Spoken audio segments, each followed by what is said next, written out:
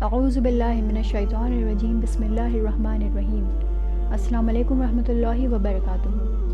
آج ہم اصل براعت کے بارے میں بات کریں گے، یعنی آزادی کا قانون۔ یہ وہ قانون ہے جس کی مدد سے ہم اپنی روزمرہ کی زندگی کے کم سے کم 90% مسئلے خود سالو کر سکتے ہیں۔ ایک مجتہد روزمرہ کی زندگی سے متعلقہ زیادہ تر فتوے اسی قانون کی مدد سے دیتے ہیں۔ لیکن آپ کو ایک بات بتا دیں کہ اس قانون کو استعمال کرنے کے لیے کئی ریسٹرکشنز اور کنڈیشنز ہیں، اسی لیے جب تک آپ اس قانون کو مکمل طریقے سے نہ سمجھ لیں اور اس ٹاپک پر ہماری تمام ویڈیوز نہ دیکھ لیں تب تک اس قانون کو استعمال نہ کریں۔ اصل براعت کو سمجھنے سے پہلے دو چیزوں کو سمجھنا بہت ضروری ہے: شبہ حکمیہ اور شبہ موضوعیہ۔ شبہ حکمیہ یعنی جب ہمیں موضوع پتہ ہو لیکن حکم نہ پتہ ہو۔ مثال کے طور پر کسی کے سامنے گائے کا گوشت آیا اور اس کو نہیں پتہ کہ یہ حلال ہے یا حرام۔ یہاں پر گائے کا گوشت موضوع ہے اور حلال یا حرام حکم ہے۔ یا اسی طرح سے زیبرا، خرگوش، نیل گائے وغیرہ کا گوشت اس کو نہیں پتہ کہ یہ حلال ہے یا حرام، تو اس کیس میں اس کو احتیاط کرنی ہوگی اور ان کو حرام ہی سمجھا جائے گا۔ یا اسی طرح سے نماز جمعہ، اگر کسی کو نہیں پتہ کہ یہ واجب ہے یا مستحب تو اس کو نماز واجب سمجھ کر ہی پڑھنی ہوگی، کیونکہ دین کا ایک اصول ہے کہ اگر ہمیں کسی چیز میں شک ہے کہ وہ واجب ہے یا نہیں تو اس کو واجب سمجھیں گے، اور اگر ہمیں شک ہے کہ یہ حرام ہے یا نہیں تو اس کو حرام سمجھیں گے۔ اسی کے برعکس ہے شبہ موضوعیہ، یعنی جب ہمیں حکم پتہ ہو لیکن موضوع نہ پتہ ہو۔ مثال کے طور پر کسی کو پتہ ہے کہ شراب حرام ہے اور جوس جائز ہے، اور اس کے سامنے 10 گلاسز رکھے ہیں، کسی میں جوس ہے اور کسی میں شراب۔ وہ ان میں سے ایک گلاس اٹھا کر پی لے اور اس کو بعد میں پتہ چلے کہ اس میں شراب تھی تو اس کو گناہ نہیں ملے گا۔ دین یہ فرق صرف جہالت کی بنا پر کرتا ہے، کیونکہ آپ کے پاس جتنا زیادہ علم ہوگا دین آپ کو اتنی ہی چھوٹ دے گا، اور آپ کے پاس جتنا کم علم ہوگا دین آپ کے اوپر اتنی ہی پابندیاں لگائے گا۔ اب ہم اصل براعت کے قانون کو سمجھیں گے کہ یہ کیسے کام کرتا ہے۔ مثال کے طور پر دو شخص بیٹھے ہیں، ان میں سے ایک کو یہ نہیں معلوم کہ شراب اور جوس حلال ہے یا حرام، لیکن دوسرے کو معلوم ہے کہ شراب حرام ہے اور جوس جائز۔ ان کے سامنے ویٹر کچھ گلاسز میں شراب اور جوس لے کر آیا، تو جس شخص کو نہیں معلوم کہ شراب اور جوس کا کیا حکم ہے اس کے لیے دونوں ہی چیزیں حرام ہو جائیں گی، لیکن جس کو معلوم ہے کہ شراب حرام ہے اور جوس جائز، وہ ان میں سے کوئی بھی گلاس اٹھا کر پی لے، چاہے اس میں شراب ہی کیوں نہ ہو، تو اس کو گناہ نہیں ملے گا۔ اسی کو اصل براعت کہتے ہیں، یعنی آزادی کا قانون۔ یعنی علم کی بنا پر جب ہمیں حکم خدا معلوم ہے لیکن موضوع میں شک ہے تو دین ہمیں آزادی دیتا ہے کہ ہم اپنی مرضی سے ڈیسیجن لے سکتے ہیں۔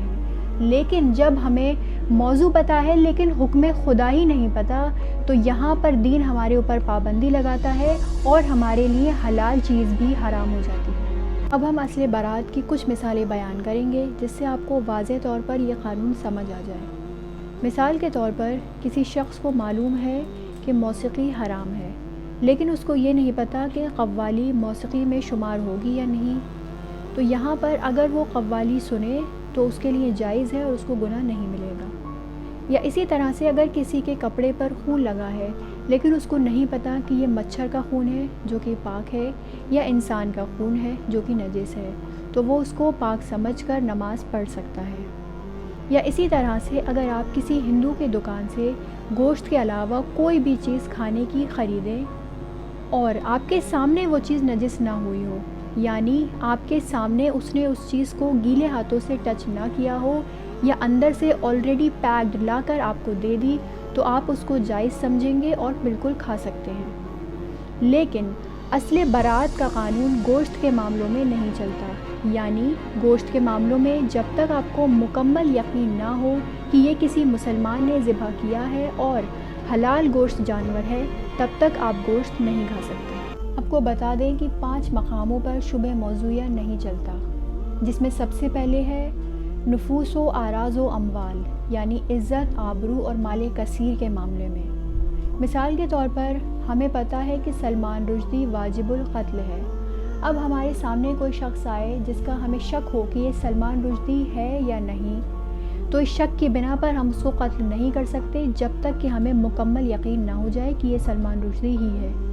یا اسی طرح سے اگر کسی کو اپنے گھر میں پیسوں سے بھرا ہوا کوئی بیگ ملے جس میں مال کثیر ہو، یعنی بہت زیادہ بڑی رقم اس بیگ میں موجود ہو، تو جب تک وہ مکمل تحقیق نہ کر لے وہ اس مال کو اپنا مال نہیں سمجھ سکتا۔ یا اسی طرح سے کسی شخص کو شک ہو کہ جس سے میرا رشتہ ہوا ہے وہ کہیں میرا رضاعی بھائی یا بہن تو نہیں،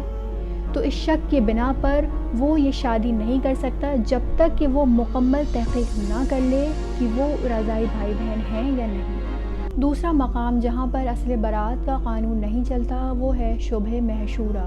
یعنی جب ایک ہی وقت میں ایک جگہ پر ایک سے زیادہ موضوع موجود ہوں۔ مثال کے طور پر کسی کے کپڑوں پر 2 خون لگے ہیں، ایک کھٹمل کا جو کہ پاک ہے اور ایک انسان کا جو کہ نجس ہے، تو اس کو اس کپڑے کو پاک کرنا لازمی ہے۔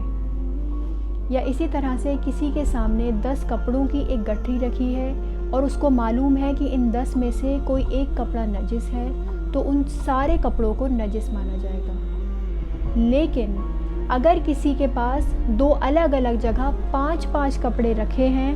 اور اس کو یہ پتا ہے کہ ان دونوں میں سے کسی ایک گٹھری میں ایک نجس کپڑا ہے، تو ان دونوں گٹھریوں کو پاک سمجھا جائے گا۔ تیسرا مقام ہے علم اجمالی، یہاں پر بھی اصل براءت کا قانون نہیں چلتا۔ فرض کریں کہ 5 کپڑوں کی 2 گٹھریاں رکھی ہیں اور ان دونوں میں سے کسی ایک میں ایک نجس کپڑا ہے اور ہمیں نہیں معلوم کہ کون سی گٹھری میں وہ نجس کپڑا ہے، تو ان دونوں گٹھریوں کو پاک شمار کیا جائے گا۔ اس کو کہتے ہیں شبہ غیر محشورہ۔ لیکن اگر کوئی آ کے ان دونوں گٹھریوں کو ایک ساتھ ملا دے اور ان میں کوئی ایک نجس کپڑا ہو تو وہ پوری گٹھری نجس شمار کی جائے گی، اسی کو علم اجمالی کہتے ہیں۔ اس کے بعد چوتھا مقام جہاں اصل برات کا قانون نہیں چلتا وہ ہے قانون تزکیہ، یعنی اگر کوئی غیر مسلم کسی جانور کو ذبح کرے تو اس کو حرام ہی مانا جائے گا، یا اگر کسی غیر مسلم ملک سے کوئی گوشت آ رہا ہے، چاہے وہ حلال گوشت جانور ہی کیوں نہ ہو اور اس پہ حلال کا ٹیگ ہی کیوں نہ لگا ہوا ہو، تب بھی اس کو حرام ہی مانیں گے جب تک کہ ہم 100% شیور نہ ہو جائے کہ یہ حلال طریقے سے ذبح ہوا ہے۔ اس کے بعد 5واں اور آخری مقام ہے قانون اشتغال، یعنی اگر ہمیں کسی واجب کی ادائیگی میں شک ہو رہا ہے تو ہمیں اس کو دوبارہ انجام دینا پڑے گا۔ مثال کے طور پر اگر آپ کو رات کے 12 بجے شک ہو رہا ہے کہ میں نے آج مغرب کی نماز پڑھی تھی یا نہیں، تو آپ کو مغرب کی نماز دوبارہ پڑھنی پڑے گی۔ یا اسی طرح سے اگر کسی کو شک ہو رہا ہے کہ میں نے اس سال خمس نکالا تھا یا نہیں، تو اس شک کے بنا پر اس کو خمس دوبارہ نکالنا پڑے گا۔